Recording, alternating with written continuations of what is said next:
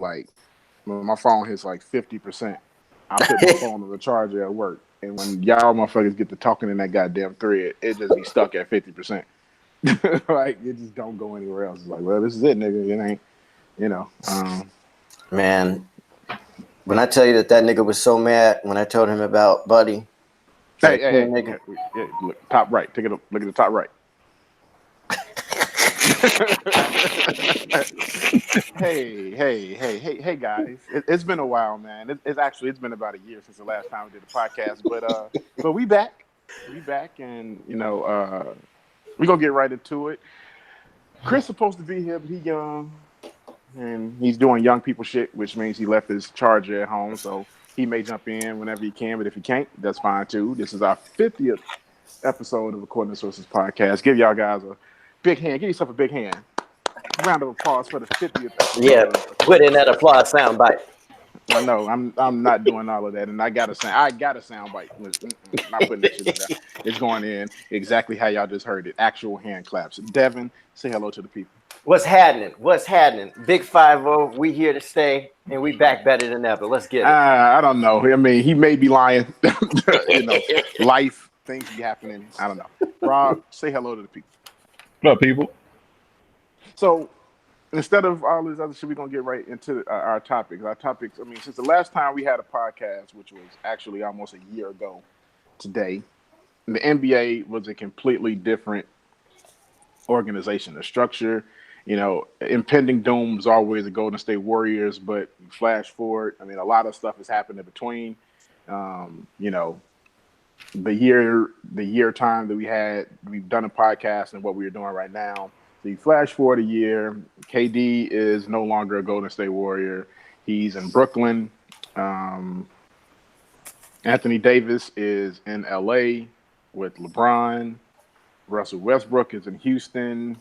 You have Kyrie in Brooklyn. Kemba is in Boston. Am I missing anything else? It seems like his name is in Golden State. Oh yeah, D'Angelo Russell, D-Loden is in Golden State. So the NBA has completely shifted. There's no longer there's no longer a juggernaut per se in the NBA. But of all of the moves that happened over the year's time where we've been absent, the entire year that we've been absent, what is the biggest move? Oh, and we actually forgot about the biggest moves. Actually, Kawhi and Paul George are both in LA, but it's not the Lakers. They're in Clippers uniforms. So that's huge as well, considering that team won 45 games last year? There's no superstar on the team, and they pretty much kept the same team together and then added two. So that's a completely different look for the Clippers, but we'll get into it. Rob, biggest move of the last year since we've done a podcast? In the NBA? I mean, the biggest move has got to be it's probably a toss-up between Kawhi and KD, because nobody really expected. Well, everybody kind of. I think everybody knew KD was out. Everybody knew KD was out, but everybody kind of assumed that it was to the Knicks. Everybody figured it was to the Knicks.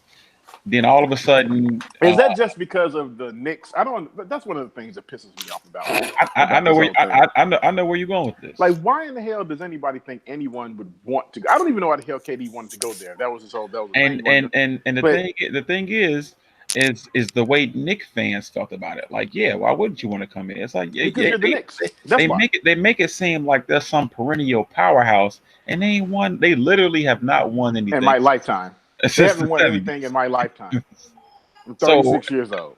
So how they sit around and have this sort of New York attitude where it's like we're the best at everything and you're not, and he decided to go to Brooklyn. Now that's the New York. That's that New York state of mind. Yep. That's just the way that they operate. So I think more power to you, but your team is trash.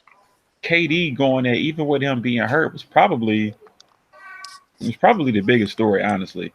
Like Kawhi going to LA, everybody figured Kawhi was going to LA. Like nobody figured it was the Clippers. Nobody thought that. But that was also because all you heard from all of these idiots, it's either the Lakers or it's the Raptors. The Clippers are out of it. You know, you get. I think they were trying to will that into existence when, in actuality, the Clippers were probably the team that had the best opportunity to sign them. Nobody was just talking about them, and nobody from the Clippers were saying anything because Jerry West runs a tight fucking ship. Once he told everybody to shut up, everybody shut up. The exact opposite of what was going on in LA. But And Magic talked too damn much. Period. Magic was running his mouth. He did a lot of talking. I heard at least 3 different interviews of Magic talking. I was like, Magic, what do you think is going to happen with Kawhi? Oh, he's definitely going to be a Laker. Like, really? And there were so many people that were saying that too. Like, it was all over the place. It was like, yeah, he's definitely going to be Just like ran everybody. I mean, random players and everybody else. It's like random dudes from the Big Three. It's like, it's already signed. It's So already Ricky Davis right before he getting crossed up. Right before he getting crossed up. You got Perk. I think Jalen had him going back to the Raptors. He thought that was a thing. Chris, what's the football player's name? I'm getting old, man. Who?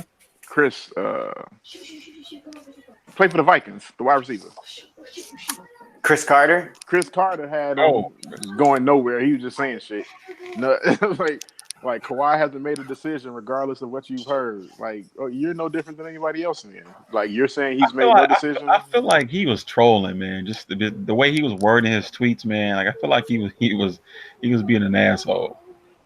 That's possible because he's an asshole. Yeah, it's like he's a football guy. So like, why would he have basketball insider knowledge all because he said him and Uncle Dennis are tight. But Uncle Dennis is apparently tight with everybody. Yeah, he didn't know nothing. Listen to it. So real quick, there's like where there was this huge brawl in the Cincinnati Reds in a Pittsburgh game. Yes, involved with a bunch of guys who apparently are getting traded while this game is happening. Puig has just been traded. And I guess some other guys, and they got like this real big brawl that's happening. They came together on that. Let's do this. Where the pitcher like went after everybody, and he's just swinging on everybody. And Puig has anger issues, so look, he got the whole team holding him back because that's a strong individual right there. I would not want to get hit by him. So this is incredible right now. Robert is over there enjoying himself. This is the most according source of shit ever. Because it happens almost every episode. When somebody's watching something, it's shit, this is happening. It happens all the time. I think that's a great part of a podcast. Yeah, I mean, this is we're in it right now. Devin, biggest move of the offseason to you? I think the biggest move of the offseason was the moves that didn't happen, especially with it's like Kawhi not going to LA, KD not, because I was in the rare group that thought that KD was going to stay, and I think he would have. I thought he would have if they wouldn't have shit on him. If all that stuff didn't happen, like it was a lot of stuff going on. But then again, if you look back at that whole situation, it all turned out to, like, everybody was like, I can't believe Draymond did what Draymond did, but it kind of seems like he had a reason to do it. Because if you think about it, it was like a little point in time where, because when did that happen? It happened like right at the beginning of the season. Right at the beginning of the season when they were playing the Clippers. But they were playing the Clippers or whoever they were playing. But I think Boston was on a West Coast trip at the same, like around that same time. And I think he met up with motherfucking Kyrie Irving and they had him like this whole thing has been cooking, man. Mm-hmm. And I understand why. But we all knew that though. I mean, yeah, but when it first came out, people were like, "Well, we didn't know who he was talking about." But I think that specific thing is why Draymond blew up the way that he blew up. Like, well, you leaving? You already know you leaving. Well, okay, you didn't leave, but everybody was looking at Draymond like he was crazy. Like, why would he do that right now? Well, it really didn't make a difference. The nigga was leaving no matter what. Uh-huh. He turned out to be right. And we're talking about what happened, or at what point was this? This was like right before the All-Star break, I think, or maybe maybe not right before the All-Star break. It may have been like November, maybe beginning of December. But that was when he called him a bitch and told him, right. We don't need you. Well, I don't think that came out of nowhere. Like, it didn't. I mean, they all knew. I mean, these dudes, everybody apparently knew. There's this whole adage that men talk more than women, which I never believe that garbage. But there's probably something All to you need all to of do these is talk about dudes. is one dude, one person Yeah, say something. Because Bobby Portis was like everybody in the league knew the KD was yeah, going to New York. yeah. Like we just waiting on it to happen. Everybody knew. So everybody So probably knew. Draymond, that the whole situation with Draymond happening, the way that it happened, and the same thing. Like I don't like Ethan Strauss, but the whole thing with Ethan Strauss too, when he brought it up to KD and KD was telling him, grow up or whatever, and all of the other nonsense. Well, it's like the shit that came out afterwards, it kind of, it proved the point. You were going to leave no matter what. And that actually, not like I used to think that until everything came out. That I thought that, okay, well, maybe KD will stay. Like, I don't see why he would leave. But then, I mean, he continuously talked about how Kyrie was his friend. And, it comes out that Kyrie is like his best friend in the league. And it just seems like he just wanted to go and hoop with his dude. I mean, and that's cool. I understand it. You win, multiple championships. And I think for KD, he thought that when he won championships, it was going to bring him some sort of peace, career-wise. And I think that once he won the first championship and he didn't get the feeling that he wanted out of it, and then it happened again, it was like, well, if I'm not getting I'm not getting what I want out of winning, what is the purpose of me staying here and doing this? Like, I want to go out there and have fun and potentially still win, but do it and enjoy it. And he's a sensitive dude, so the whole thing with Golden State, even though you would think that him going into Golden State, he would know that Golden State is, Steph Curry's team. I think he wanted a level of love that they were never going to be able to give him, because in actuality, he was basically just a mercenary. Like, it's hard to give a mercenary some love when he can leave whenever he wants to. Like, Steph ain't going nowhere. Especially with him coming from OKC, where when he was in OKC, he was, like a god to that fan base. Yeah. Like, and they you're going to sided Golden with State him over Russ, like, yeah, more often than not. and then you go to Golden State where there's already it's fandemonium for their favorite players. Like, you just you're in the back burner. And I don't think he didn't understand that was the way it was going to be when when he went there. Like, everybody else did, but I thought he thought something else. But I don't think the Golden State did anything wrong. You know, um, outside of the thing with his leg, if they knew it was an Achilles injury or a calf injury, whatever, like that, that's all a little bit sketchy. But at the end of the day, regardless, he knows how he feels. You know what I'm saying? Like, Yeah. everyone's talking about, like, well, they gave him the wrong information, but he knows how he feels. And he made a decision as a grown ass man and an athlete to go out there and play the game, and whatever happened, happened.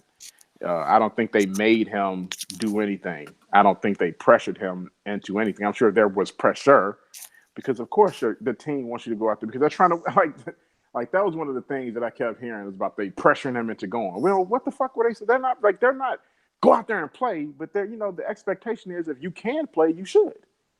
Like, I just think that's the way that it goes with sports. Like, if you can play, you go out there and play. He felt like he could, so he went out there and played. Nobody pressured. They talk about KD like he's like an 18, 17-year-old dude. He's a 30-year-old man. He made a decision. It just didn't go out. It didn't work out the way that they all wanted it to. But nobody put him on the court. The only person that could put him on the court was him. And that motherfucker was out there dancing, doing his little dance that he always does before. Like, he wanted to be out there. And without them telling him explicitly, no, motherfucker, you can't play. He was gonna play at some point in the series. It was gonna happen. And they weren't gonna tell him that because they thought he could play. That's it. But that nigga still shouldn't have been out there. he probably shouldn't have been out there, but he wanted to be. So who's gonna tell him no? That's fine. I'm just saying that nigga still shouldn't have been out there. He had no business on that court. He didn't, but he went out there because he wanted to. That's on him. It is on more than anybody else. So all of the blame in the Golden State, that goes out the window. That's a grown ass man. He wanted to play. You can't stop him. I remember listening to who was it? Who was that the asshole Bear wide receiver? There's a lot of them.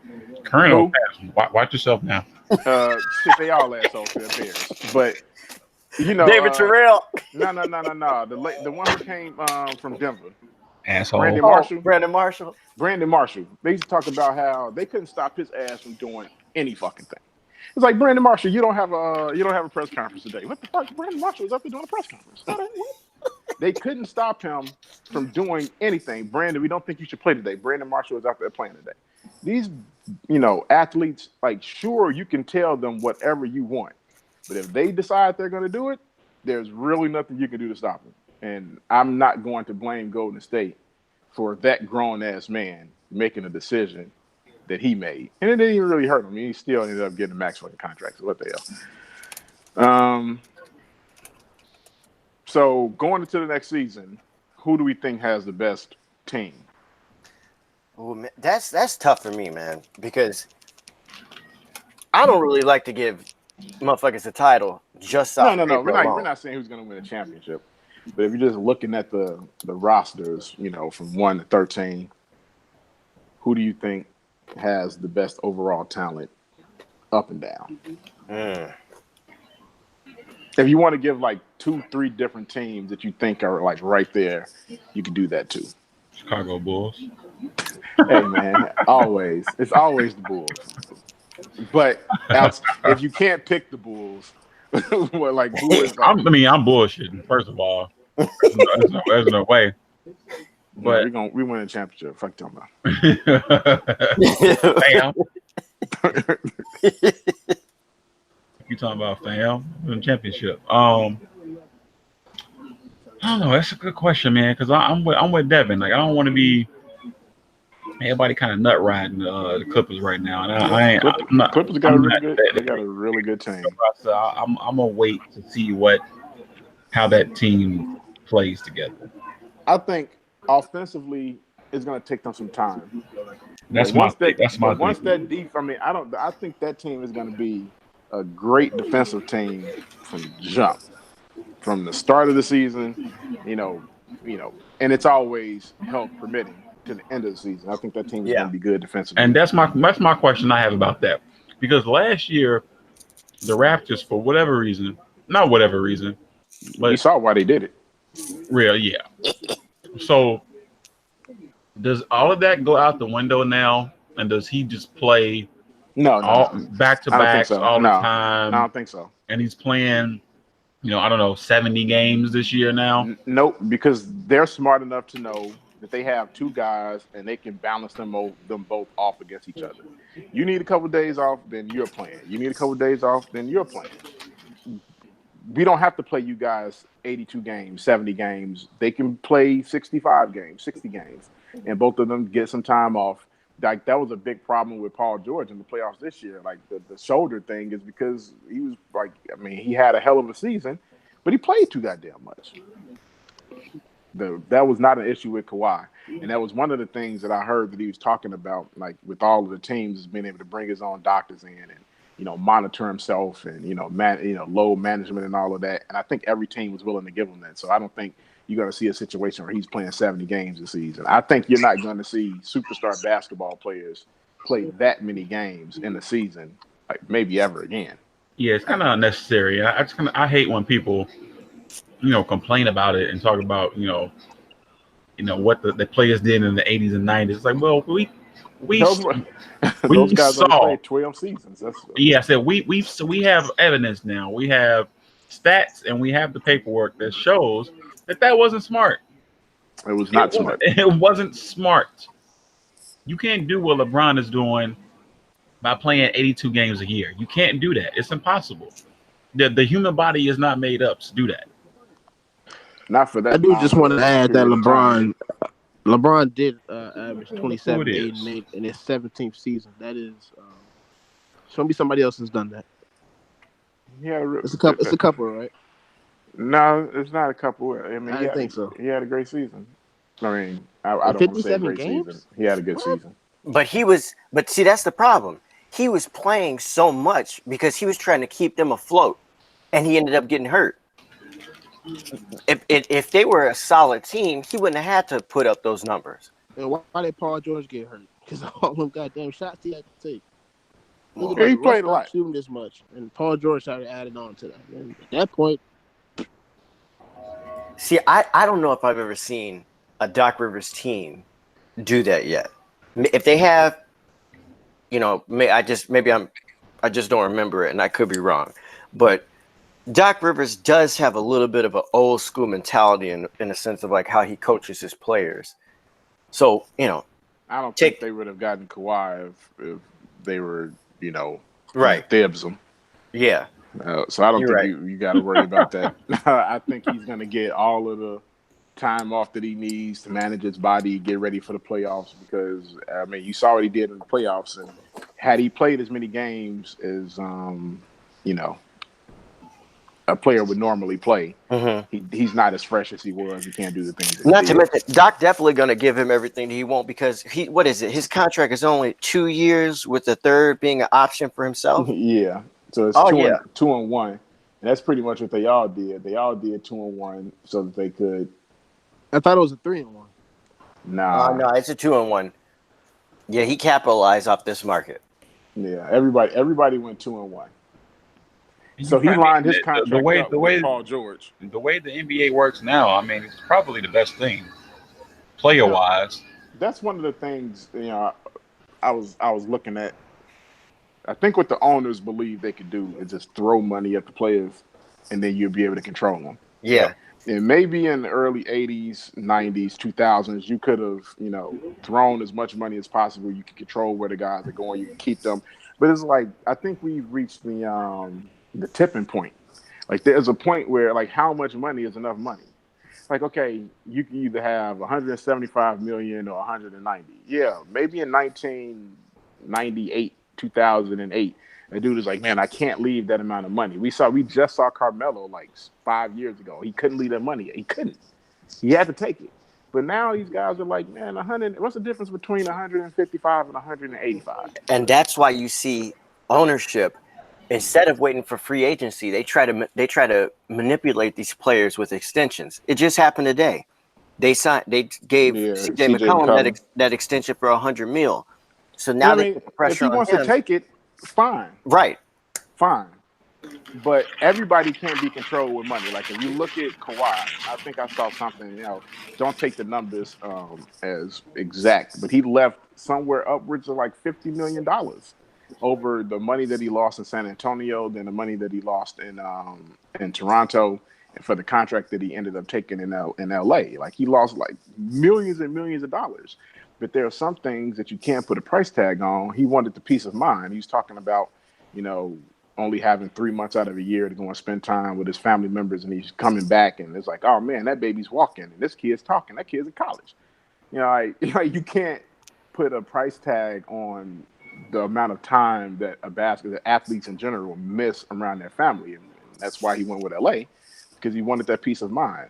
You can't throw money at these guys anymore. I think they have to figure out a different way to try to keep them in whatever city they want to keep them in, because money is not going to do it anymore. It just doesn't. Especially when these guys, I mean, the amount of money these guys are making, not just with basketball contracts, but just in general. It's like, all right, so you can throw whatever you want to throw at me. I'm going to get, another 50, 60 million from whoever, Adidas or whoever. So I'll be okay. Losing out on that $30 million is like us losing out on 30 for them. 300, 3,000. Okay, I'll figure it out. I'll be all right. Oh, we forgot about Chris Paul being in OKC. Like, we talked about Russ being in Houston. Completely forgot about that dude is like Rambo, ain't he? I mean, he's like. I don't think there's anything to talk about though, right? No, I mean, yeah. If you look, that team isn't like some contending team. But if Chris Paul is, what he was last year, they could contend for like an 8th spot. Like, they could contend for a shit.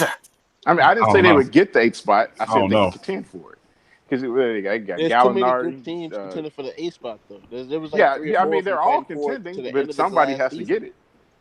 They could be. They'll be there. They'll be around there. They'll be around the 8th spot if he stays there. Is he? I was going to say, is he staying there? I say if he stays there, probably not. But no, bro. See, but that's the thing. Where's he gonna go? Miami. He's gonna end up in Miami. That's what I'm thinking. Who's taking that fucking contract? Miami. Miami is gonna take the contract sooner or later. They got that Jew money down there. They got it. Oh my God. So listen, I'm not trying to get rid of demographics. I'm just being honest. All right, we're never like, you're the reason why we don't have any sponsorships. Them motherfuckers know what they got down there. Shout out to my homies in Highland Park, L'Chaim, and all that. It's too late for all that. Look, Devin thinking his last name Wittenberg, he can get away with this. Hey, yo, listen. If I had $1 for how many times I get that in just a week, oh, Wittenberg, are you Jewish? No. However, if a check is on the table, L'Chaim. Can't deal with this dude, man. Let's switch gears completely. However, I'm tired of Devin shit already. Yeah, they got that money down there. We gonna switch gears. We switching gears, goddammit. We switching gears. We're gonna cut out all of the NBA and go directly to the team that we care the most about. Chicago Cubs. Yeah, so I'll get the fuck out of here. Jesus. So we had all of the NBA stuff for the people in the front. Now for the guys that really matter, the Bulls fans. How do you guys feel about the Bulls offseason? Oh, this is wonderful. You know, this is just above average of what they usually do with their mediocre shit. You know, I've kind of backed off on my fire guard packs, but let me get you back on there. Let me get you back because I know you're gonna love this story. They offered Nico Mirotic $45 million to come back. He turned it down. And that is exactly why we need to put more money. I watched a Democratic debate tonight, and I feel like I could run for somebody's office at some level. We need to put together a coalition. Imagine my hands up in the air like Bernie Sanders. We need to put together a coalition of people to boycott outside of the United Center. All it takes is one game, somebody getting fired. I guarantee you. It's never happening. Hickenbottom. It could be Garpats. Somebody got to go. Neil Funk with that cold in his throat. Somebody got to get fired. Okay. Shit like that. $45 million. I just wanted to get you back on the bandwagon of firing them. But $45 million. $45 million. But for beyond what? that, I don't know. Wait, hold on. You don't even know who he is. Wait. $45 million. Is that $45 million a year? Or is that 45 overall? No, nobody's getting $45 million a year named Nico Mirotic. I'm sorry, it'll never happen. That's kind of $45 million over probably like 3 seasons. That's kind of chump change for him, honestly. Listen, I'm just gonna be bluntly honest for a second. Nico Mirotic got the same fan base as Andres Nocioni had. I knew that was coming. These people, y'all know exactly what I'm talking about. All they want is a folk hero. That's it. A cult classic. Devin was about half a second away from saying the Great White Hype. He was like, I was gonna say it, but I was like, let me take a more eloquent take to this. But yes, that's exactly what we're not eloquent. We're stupid as shit. He is a great white hype. These suburban white boys. I love y'all. Shout out to Downers Grove, Naperville. I see y'all doing y'all thing. Keep getting that money, but down. Keep buying season tickets and selling them for a profit. Do your thing. Anyways, they love people like this. You know, the Kirk Heinrichs of the world, Andres Nocioni, Nico. RTD Akido. Oh my God, Scalabrino. That's all they want. They just love that whack ass effort. And listen. He's got a strong nose for it. Like what you're gonna say? Oh, this is a high energy guy. Yeah, he has a high IQ. That means don't nobody give a fuck about that shit. As hell. He can run an offense. Definitely run an offense. That means he can't do anything. Man, listen, and that's the problem with Chicago sports fans. They see shit like that, and Garpax and the Reinsdorfs, they know it. They know that they can manipulate the fan base with shit like that. Oh, he's a high energy guy. He brings his lunchbox to work. Motherfucker, you gonna go to work without food?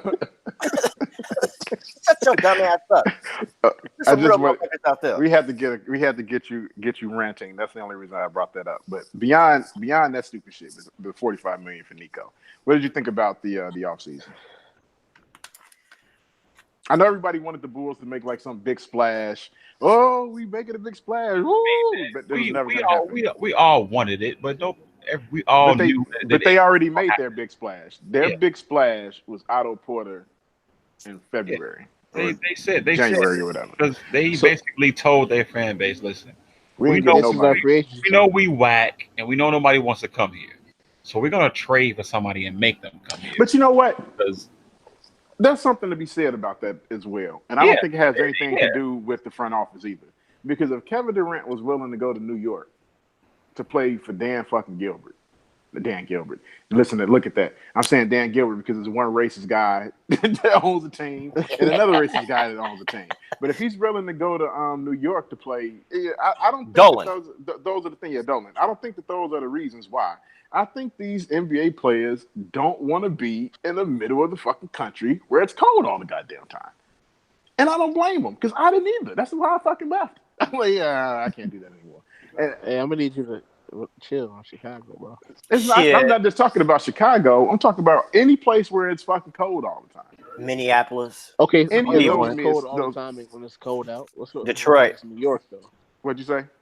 I said New York is freezing when it's winter out, like just like it is Chicago, but it's in Yeah, New York. But it's different though because that's like the second or the biggest market in America. but Like so that makes it like we're like the third or fourth. Like it's different. We're third. You know, you not want on to the be left. you either want to be on the left side or the right side. Like that, or you want to be in one of these very, very warm states. Like that's just the way. Like Like Miami, Miami, Houston. Houston, L.A.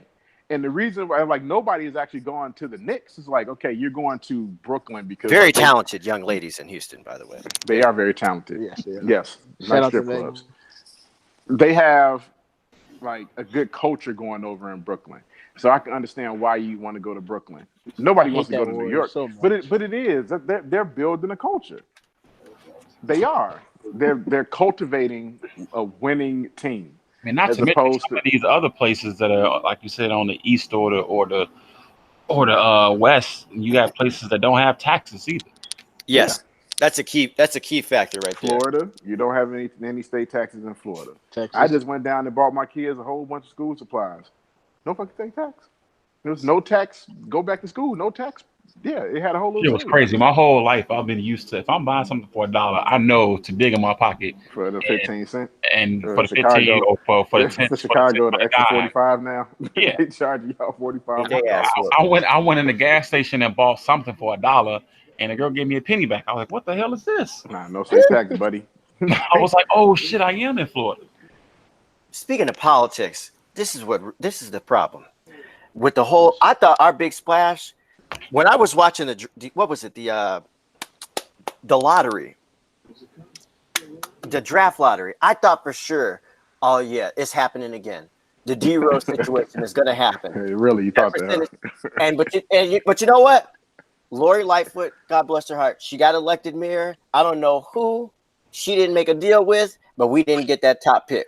And Shit, you it's can't got to be have politics. shit. That's because she a mo. That's why. That's because she a mo.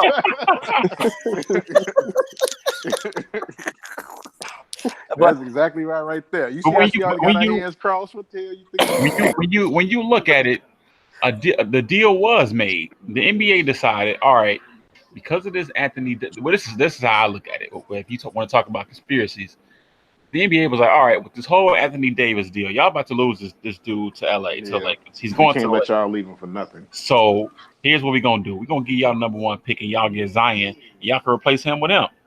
Same way we did when we gave Rose to the Bulls when they shouldn't have got him. And Patrick Ewing to the And Knicks gave when Ewing they to the should. Knicks when they shouldn't have got him. It did happen.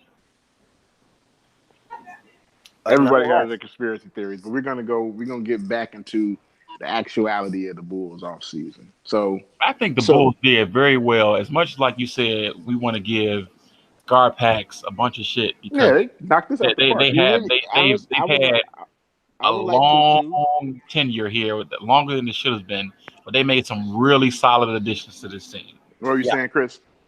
I'm gonna run through the names real quick. So they drafted Kobe White. Like him. I like What's Kobe up, dude? Daniel Gafford. He's I like him too.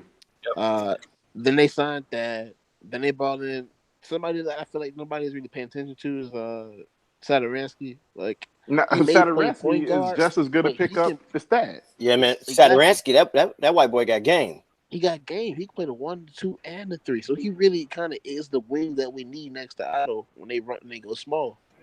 Because he's 6'8". So he's definitely that 6'8", and he I can like shoot.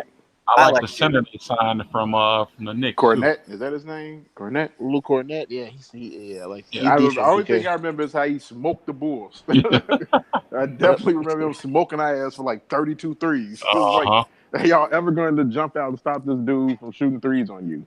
And then when you do that, he's dunking all of our big men in the post. That's because Wendell wasn't playing, but you know. I was just about to say, speaking in actualities and dunking and shooting threes, I want to make sure I say this, and I want it to be very clear so everybody understand. People in our thread, NBA Twitter, I'm not going to tolerate no more motherfucking disrespect of Lauri Markkanen. I'm not going to have it.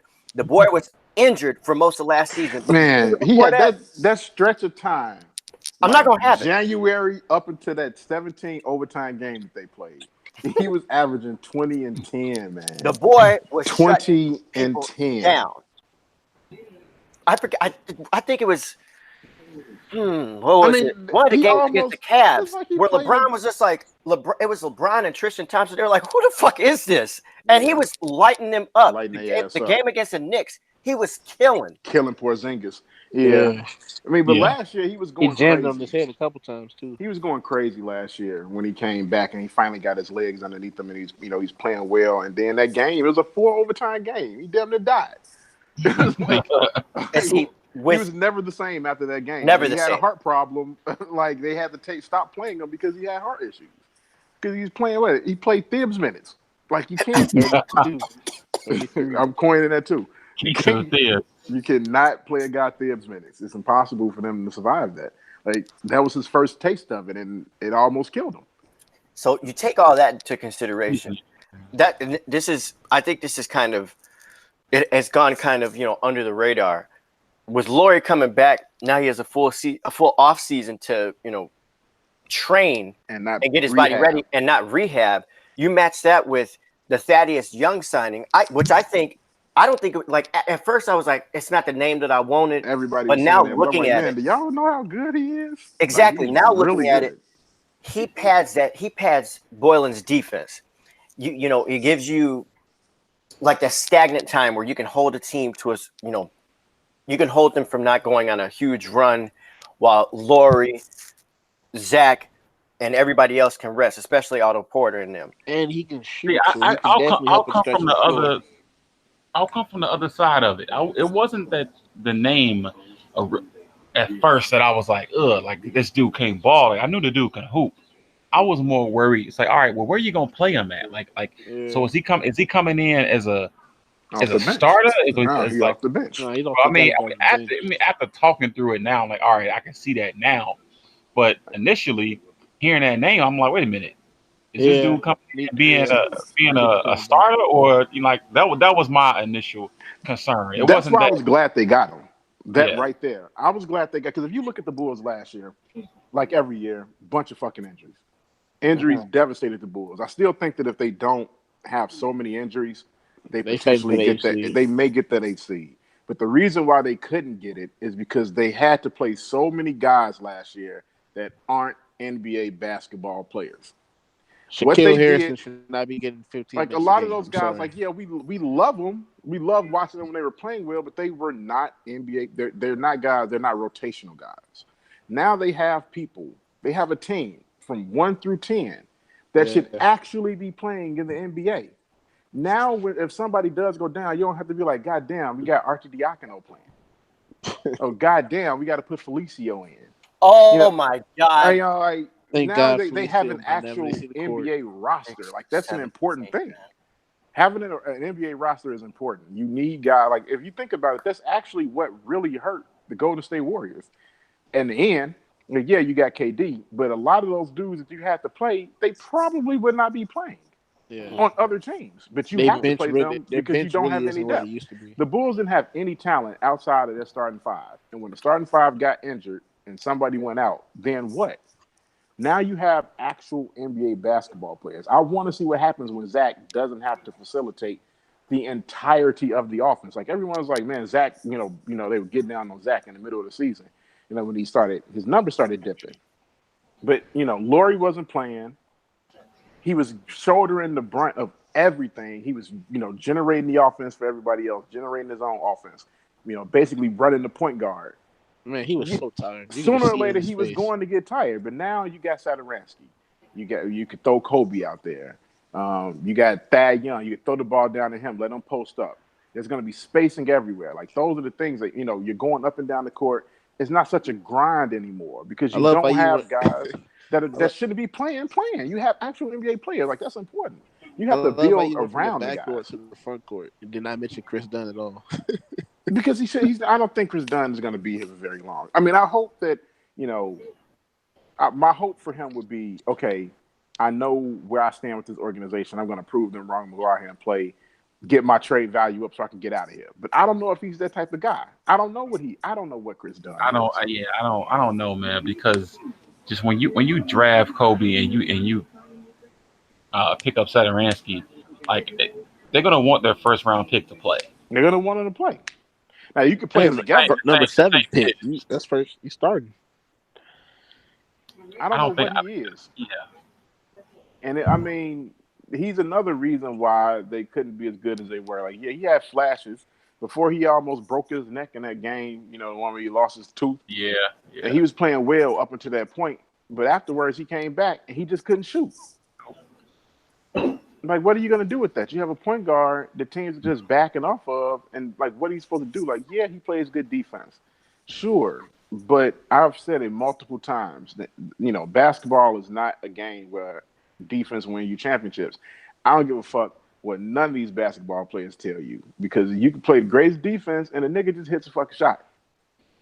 So And I was then having a conversation, my bad, with my brother a while ago about the Bulls. So I'll ask y'all this: are they in the playoffs next season? I think so. I Yes. think so. I do, and So I think we went it's down a seven we seed. went down the list of teams, and he had a couple that I wasn't so sure about. Like Like, who? I'm not so sure about Toronto.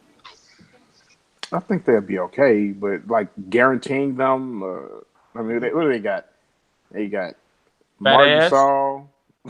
Oh God, they got Kyle Lowry. Uh, Siakam, I think, is going to take a step forward. Um, okay, let's go. Let's throw them in there. Let's throw Toronto in there. Okay, who's next? Obviously, you got Milwaukee, Boston, Boston. Philly. Philly. Are Yeah. So you those putting are. are you putting Miami in there? I'm not putting Miami in there quite No. yet. Like, no, they're going to have to fight for a spot. So we got 4 so far. All right. Those are the Who, only guarantees. All right. who, So who, the eighth seed last year and the 7th seed was Detroit. Detroit, They got D. They they got got D D, Rose. so I feel like they're gonna be like a 6th or a 5th seed probably. Now Mm, the Pacers lost that young, and Victor Oladipo isn't. I don't think he's slated to start the season yet, is he? I don't know, but they probably did not. pick up Brogdon, and That's true. they picked up Brogdon and somebody else. Brooklyn was the 6th seed. Now they got Kyrie, so they're gonna be out there. So But yeah, Brooklyn to be in there. That's another one. So 5. Brooklyn is a guarantee. I think Indiana is going to be there, and then you have the 7th and the 8th seed is up for grabs. so Charlotte signed Scary Terry. That's scary, So Terry. so is Charlotte gonna be at that 9th seed spot? No, I Charlotte don't is going think to so. be very, very far behind like they were before. Yeah. What about Orlando? So so Orlando the may Bulls be take there, but Orlando's their spot. organization, Orlando's, or like what they did this off season is really weird to me. It's like they just got a bunch of small forwards slash power forwards, and they already have a whole bunch of them. I'm not, And they drafted who did they draft? I thought they drafted another big man too, didn't they? yeah, I'm Yeah. not exactly sure what Orlando's doing. I mean, they could potentially be there. Like once again, they're going to be another one of those teams that's fighting for those, that last couple spots. And I think the Bulls can be right there with any of those guys, any of those teams at the end.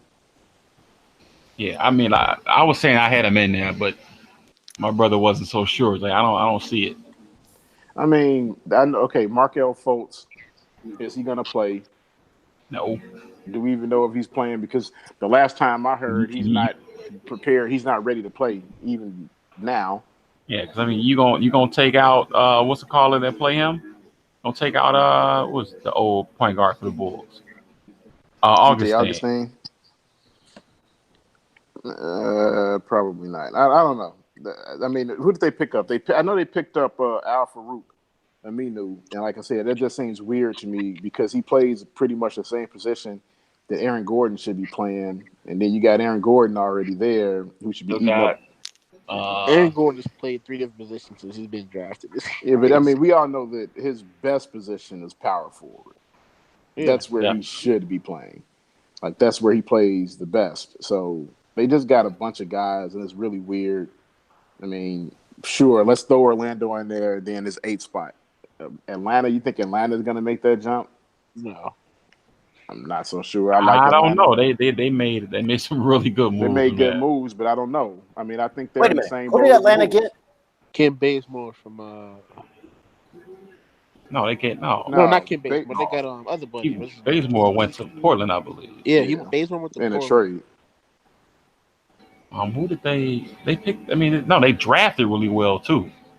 Yeah, the draft was really good, and I think they picked up somebody else. Somebody from Portland. It's Cam Reddish. That's who they drafted. They drafted Cam Reddish. Right. They and DeAndre Hunter and DeAndre Hunter. That's like a great goddamn draft. And then they signed really good in March. They signed Jabari Parker. Then they got Allen Crabbe from the Nets. And I think Evan Turner may have went there too. Evan Turner went there. Evan Turner may have went there too. So I think they might be good. But I think like, the last, everybody at the 6 because Detroit ain't no guarantee. No. I mean, I understand they got D Rose, but they're not a guarantee to do anything either. So that 6, 7, 8 spot is up for grabs. I think the Bulls are. You taking Atlanta's roster or the Bulls roster right now? The Bulls roster. Bulls. Oh, come on now. Like I said, I mean, it's not a. Whoa, now, yeah. Let's whoa. Oh, yes, it is. They were injured. Back that down a little bit. No, fuck that. They were injured last year. From 1 to 12 right now. You got 12. Atlanta got it. The only thing Atlanta has going bad for them is what's that boy name? A lot of their guys are young. What's that boy name with the hair? Look like he chemo. Never mind. Let me. Who the hell are you talking about? Wow. Who the hell are you talking about? Wow. He got the bad line. I'm not sure who we talking about. I don't either. Trae Young. He gonna take a step back this season. Oh my God, Trae Young is not taking a step back this season. If anything, he's taking a step farther from the line. Line it is weird. He got that Donald Glover joint. Oh my God! Devin has Listen, Atlanta is filled with a bunch of motherfuckers that look like they're missing chromosomes, especially Evan Turner. I don't know what it is about him, but if I saw him in traffic, I'd be like, "Nah, let this nigga go around me." He was even. You and Evan Turner. Hey man, their roster is dope, man. They got a good roster. Trae Young, Cam Reddish, John Collins. They drafted DeAndre Hunter, who's gonna be really good. The white boy. Nah, man, John Collins was dope. He definitely busted the Bulls' ass. Well, that wasn't too hard. That's because when they wasn't playing. Allen Crabbe. So okay, let's ask this: who's going to be buyers and sellers at the trade deadline between the Bulls and the Hawks? Either. Yeah, neither team are going to be buyers or sellers. They're going to stick with what they got. Yeah, because they got a young team. They just got to see what they got. Both organizations. No. If the Bulls get hot and they got some pieces they can get off. Not about Chris Dunn. Chris Dunn. He's a key factor in that. People have been talking about that for so long, and I think that's ridiculous. The Bulls aren't trading anybody. You got to see what you got. Yeah, when the whole thing happened with OKC, people were talking about trading for Russ. Like, are you crazy? Trading Zach LaVine and stuff. But like, what are y'all talking about? What are y'all talking about? This is ridiculous. Like, I like Russ and all, but I'm not. You got Zach on a team-friendly contract at this point. Remember when everybody was like, "Did the Bulls give Zach LaVine all of his money?" Like, this is a team-friendly contract if he continues to improve the way that it's so crazy that people look at that contract and talk about how big it is. Like, do you see some of the contracts being given out now? What does that get? 80, 85? Remember when they signed Jimmy? It was 85, I think. Maybe. You got cats getting $100 million. for 3 years. Who don't deserve it and don't play nearly as well as he did. Yeah, I mean, come on. Well, the Bulls going Bulls. We know that. Well, that means everybody's going to get injured. So hopefully they don't. Oh God. Somebody getting punched in training camp. We already got the pre-training camp injuries. So shout out to the Knicks signing what was it? 4 power forwards: Bobby Portis, Taj Gibson, Julius Randle, and who else? Marcus Morris. Yeah. They just cornered the market on power forward. So if anybody need a trade, yeah, it was like one of y'all gonna need this shit. One of y'all gonna need one of them. So we got you. Nobody needs Bobby Portis. Uh-oh. I can see Bobby Portis. I can see Bobby Portis on San Antonio making some noise. You know, I'm just fucking with Chris. What we not gonna do? I want the best power forward to come out of Santa Arkansas. That's what we not gonna do.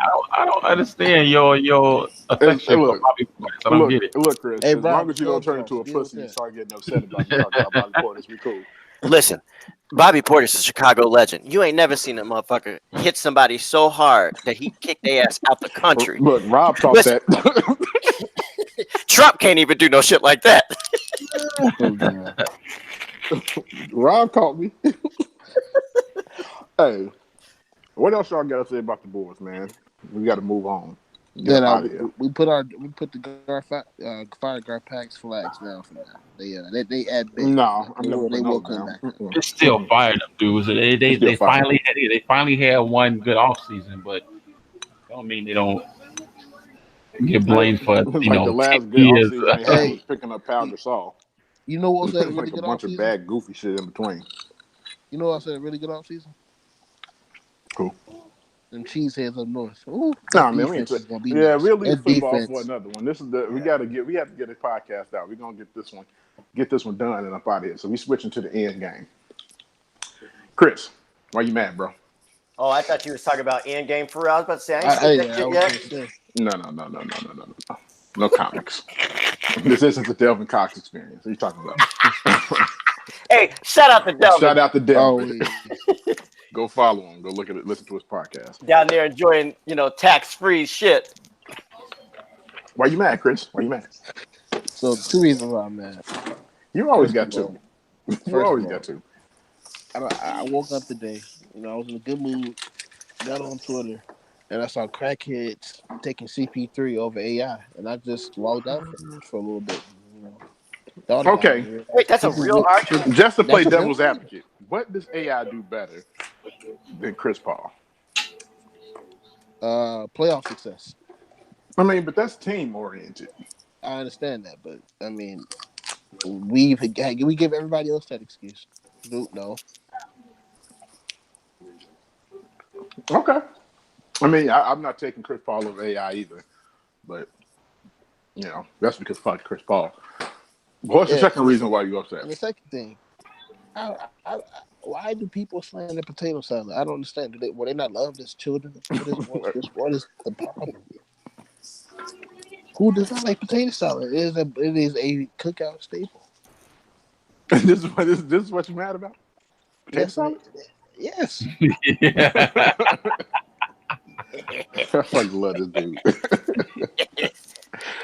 Rob, why you mad? Well, since you're coming to me, and I'm probably gonna steal somebody's thunder. You nigga. Listen, hey, you'll talk about it in only a way Debbie can. That's a good point. That's some bullshit, man. It makes a good point. Continue, Rob. If this was a staff meeting, I'd be hot. I'll write him a very tersely worded email. CCHR on it. This is my nice mean email to Rob. So, for whatever reason, LeBron is the most polarizing player in any major professional sport ever. More than MJ, more than anybody else. He can't sneeze without being criticized. The man is at his son's AAU basketball game, and he decides to, I'm I'm gonna get in this layup line. I'm a dunk. You got a bunch of fans that's there, partially because LeBron is gonna be there. So it's like, yeah, you know what? I'll dunk a few. And you get all these idiots like Fat Neck, and for anybody that listens to us know who Fat Neck is, who decides to go on this almost racially derived post on Twitter about LeBron and how he needs to sit down. And I don't understand why when LeBron does anything, it turns into this big, oh, he's making it about himself and all of this other kind of garbage. It's like, no, he's not. He's being an NBA superstar. It's okay. Lighten up.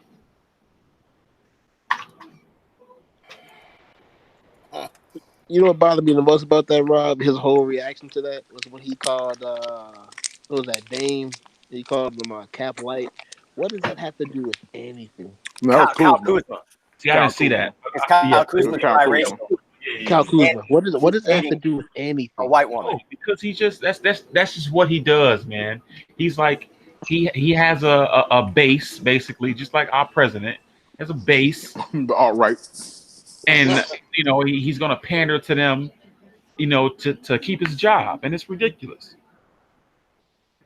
If you went through the comments of his post, it was like, oh yeah, yeah, fat neck. You're right. Basically, just saying nigga a bunch of times without saying nigga. It was like every comment was basically just talking about how black people should Great, shut the thank fuck you. up. I'm gonna make sure to tell you how you spend. You know what I lost a lot of respect for? Marcellus Wiley. This man really puts up with this every day and doesn't do shit. And I don't understand. Shit, Marcellus Wiley is trying to keep his job. Period. That paycheck.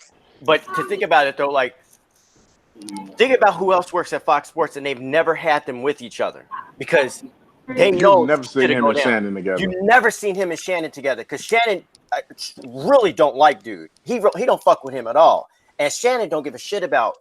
As we all know, he'll let it fly. Yep. And as much as sometimes I hate the way like because he's not like up there cooning and you know jigabooing and shit, but like Shannon can do some. He has some moments where. But you don't like his backwoods and Hennessy, like shit like that. Like sometimes it's just like, all right, it's a little too much. I want to reach through the TV and I want to slap the hell out of him when he does and like that shit like that. I'd be like, all right, Shannon, like it's enough. Stop letting them motherfuckers in the production meetings get you to do that shit because you don't have to do it. That's exactly where it's coming from. But like, I let it go a lot of times because as much as Shannon talks and he does all that outlandish shit. He's extremely eloquent in like the way he supports his argument. He could let that shit fly, and you could tell that it's not written for him. He lets it go. He puts it together, and he says it. So what you're saying is he don't need to tap dance. Exactly. You don't need to. Yeah. You a Hall of Fame. You don't need to. He speaks well enough where he can just drop his stuff. Hey, Devin. Yes. Why are you mad? Oh, there's some powerful niggatry at work here. Let me tell you. See? Jason Whitlock. Rob was right. On you. Listen. On you. Jason Whitlock. I don't want to preach the word of God, but I just want to tell y'all about, you know, Jason Whitlock and his athletic career, so to say. Jason Whitlock played at Ball State. Now, earlier today, I don't even know where the hell Ball State is at. And if somebody told me I had to be there in 10 hours or it'd be death, you know, I'd call the life insurance company. But, you know, with that said, Jason Whitlock said some shit today. He said, in responding to somebody else's tweet about young black men, black women as well. I think that's what's lost in a lot of this. Black children back in the day, because I feel like when we were kids, this was more evident. Not now. And I could run the numbers and show people that the whole black father not being in the household it's a lie. Epidemic is a fucking lie. But there are so many children back in the day that they would have loved to see their dad at any event, whether they playing sports, they're a fucking band. they had a play at school, they would love to see their dad just being there, just being present, whether he act the fuck out or he don't. Just being present means so much. And I really feel that it was a lot of people, grown men right now, who probably had some traumatic experience. So they had a flashback like, damn, I wish my dad would have been there, just like how LeBron was. Now, Jason Whitlock said earlier today, he's responding to somebody that was like, you're not thinking about the black household and how that affects them. He said, my father was a factory worker, and my uncle was a gambler, and he worked all these jobs, and they only see me once. Nigga, don't nobody want to come see you bounce your fat ass up and down the court of the field and miss out on that overtime. That's why you're really mad, because you mad that they chose work to keep your hungry ass fed instead of going to see you play. I can't stand this motherfucker, man. And it's crazy because Jason Whitlock is the black version. Like when people say, like, how did President Trump become president? Because he had an audience. Just like Jason Whitlock. He got an audience. People want to see that shit. They want to see him, Pander. Yeah, he's pandering to his base. Just like I said, he does the same shit the president does. He has a base, and they're dumb as hell, and they're easily manipulated, so he can pander to them. Hold on there, Hillary. You one step away from calling them deplorables. He fucking is, man. It's disgusting. Listen, let's just keep it. He only does that shit to black athletes. Oh, he only does it to and black that's what athletes. he doesn't. But he does it. Like he does it, and he thinks it's coming from like some place of like higher esteem. You know, like I posted this this post on Twitter, like it was either yesterday or a day before yesterday, where it's like, when a nigga is 30 years old, I don't give a fuck if you 40. Like, it's different when I'm 15 and you 20. When I'm 20 and you 25. You know what I'm saying? Right. But at 36, a motherfucker being 41 don't mean nothing to me. So you can't come from no higher esteem than another man that has kids and has his own life. Nobody's listening to you. You don't have no kids. You don't have no family. So you can't tell somebody who do anything about life because they've experienced more of it than you have. Being in strip clubs and all the shit you do don't make you more, advanced. It just makes you a fucking loser. That's all that makes you. So that's what he thinks he's doing. He thinks he's, basically big timing. Your big homie coming, he trying to put you on game or something. That's what he thinks he's doing. But you ain't nobody's big homie. No, I'm an OG, dog. Shut your dumb ass You up. not no OG. Like Chris said, OGs don't have to say they OGs. You just are. Whitlock looks at himself as some kind of OG. He don't, but he definitely looks at himself as though he's higher in esteem than the people that he's talking down about. Listen to this. This is what he said earlier. He said this earlier today, or was it maybe yesterday? I don't fucking know. But Gary Sheffield's son, who is he is amazing, an amazing young athlete. Obviously, we know who his dad is. He said the average black family has no person to idolize in the family. It's not hard to put together why we of all cultures worship celebrities to push ourselves to try it. You know what? I hate that. I hate that too, because that's not an African American thing. That's an American thing. It's an American thing. That's an American thing, and we do. And if for somebody like him who had a hero in his household, at the beginning of time, he has a hero in his household. You know what I'm saying? Mm-hmm. I had a hero in my household. Devin, you know your father? Yeah, I mean, like, it's not as good as anybody else, but I know my pops. It's like I don't understand the idea. Like, I think black people in the community need to stop perpetuating the idea that black men aren't in the black child's life. Like, and I think you have all of these rappers that come up and say, yeah, my mom raised me, blah blah blah. Yeah, but that's a very small fraction of the black community. Very small. If you look at the numbers, black men are in the lives of their children more than every other man, period, on earth. The black man spends more time in their child's life, and that's either with the mother, in a relationship, or outside of a relationship. Every number shows you that. So we have to stop perpetuating that nonsense that we have nobody to look up to. Maybe you didn't look up to your fucking father, Gary Sheffield Jr., but I looked up to mine. So who are you to say that my experience is any different than anyone else's? At this point, between me and you, it's 50-50. You didn't look up to your father. I guess he wasn't around, even though your name is Gary Sheffield Jr. and my father was. What the fuck is you talking about? So Jason Whitlock's response to that was, I disagree. I idolized my dad and my Uncle John. My dad didn't graduate high school, and my uncle was a factory worker and a gambler. I loved Magic Johnson growing up, but he couldn't touch my dad and uncle. We've been trained in celebrity worship. No, I mean, but who is we? Who the hell That's is an we? American thing. Like, and it's not even American. That's a bullshit. world thing. That's bullshit. A world thing. That's a whole bunch of bullshit because you can't tell me as a young kid growing up, he didn't have a bunch of posters on his fucking wall. Like he wasn't idolizing or worshiping these dudes. Get the fuck out of here. You looked up to them dudes the same way anybody else did. Everybody wanted to be Mike.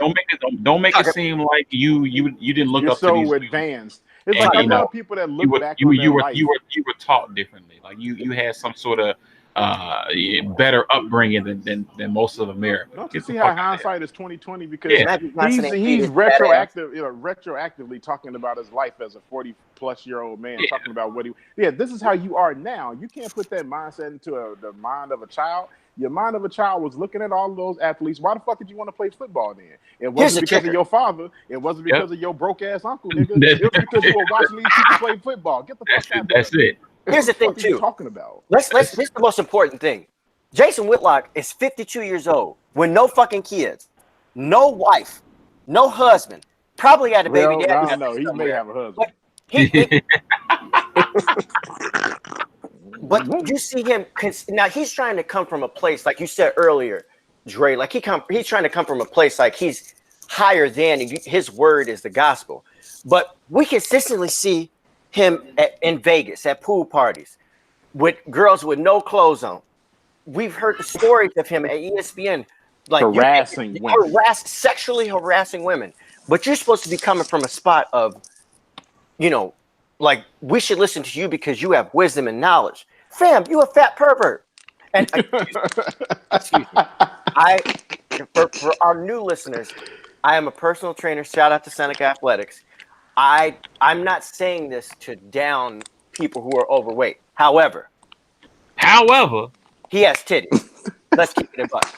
He be on TV every day with double D's and that lace front fade that he got. Oh, I don't want to hear it. Maybe we have some new viewers that don't know our history with Jason Whitlock, but Buddy is a bum. He is, and only because he sought us out too. Like he sought us out, and in the middle of the night. It was like 2:00 in the morning. He was minding our damn business. Yeah. And he proceeded to say stuff. So now he on the radar. This is what we do. This is the quick interjection. Devin, by the way, Ball State is in the great state of Indiana. Okay. It makes sense. It makes sense. Trash. You know what? I'm not gonna go there. I think it's my turn to talk about why I'm mad, and then we can go ahead and get up out of here. It's fat ass. Fuck that nigga. What Devin said. I'm not gonna say that exact thing, but I'm with Devin. Yeah. I'm with Devin. I got it. So my brother sent me an article yesterday, and it was about an old school Chicago reporter by the name of Peggy Kaczynski. And it was basically about, you hadn't really heard from her for a while. Me and Rob went down to the Bears camp one year and we saw her, and, I was like, oh, that's Peggy, but I hadn't heard anything from her or seen her or anything for like a while. And I think in 2014, and the story goes on to tell about how, her sister found out she had cancer. She passed away. She was dealing with it. In 2014, she, after I think it was at a Blackhawks game. I think Patrick Kane had, scored a game winner or something. And after that game, she had asked him, have you ever scored a game-winning goal or something like that, an overtime game-winning goal, which obviously he did because the Blackhawks had won the Stanley Cup off of a Patrick Kane goal. So Twitter proceeded to destroy Peggy Kaczynski. Nobody cared about what she was going through, how she was feeling, how she was dealing with what she was going through. Just, she made a mistake and she proceeded to get hammered because of that mistake. And I think that you know, the baseline of it is that people just need to be more fucking loving and caring of other people. Like that's the baseline of what I'm saying. But specifically when it comes to people like athletes, we talk about how that these are just people. But the same thing goes for the people behind the stories. Those are just people too. You know what I'm saying? So when a person makes a mistake, maybe you shouldn't jump down their throat and find a way to try to destroy them. Over their heads for years. For years. It's She 2019. said she would post a random comment about a story or whatever, and they would bring it up. They would still bring it up. They're still bringing it up. Years she after. Said it doesn't affect her as much as it did then. She's finally letting it go. Yeah. But she's finally letting it go, and that's 5 years later. Yeah. Because her job is to be out there. So every time you're out there, you have some douchebag barstool sport fucking white idiot, because that's who it is. And I'm not gonna hold my tongue. It's you fucking idiots. And it's white guys that love demeaning and putting people down continuously, especially women, nonstop, especially women.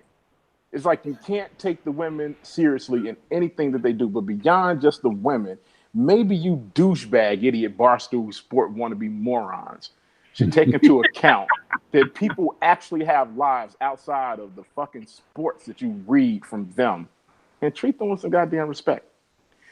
This has been According to Sources podcast. I'm glad you guys enjoyed it. I know you enjoyed this. According to Sources, of course you enjoyed it. This would be the point in time when I say you can follow us you can do this, but really you can just follow us on iTunes, Stitcher, SoundCloud. There is no website, so you don't have to worry about going there anymore. But you can find us on all of those places and many more places where you try to find your podcasting needs. So for Chris, late ass, CP time, Devin, Rob, I'm Dre. This has been According to Sources. We out. Peace. We're like, you fat fuck. Congratulations, Jason Whitlock, on your new marriage to your husband. I wish you the best. Y'all are ridiculous, bro.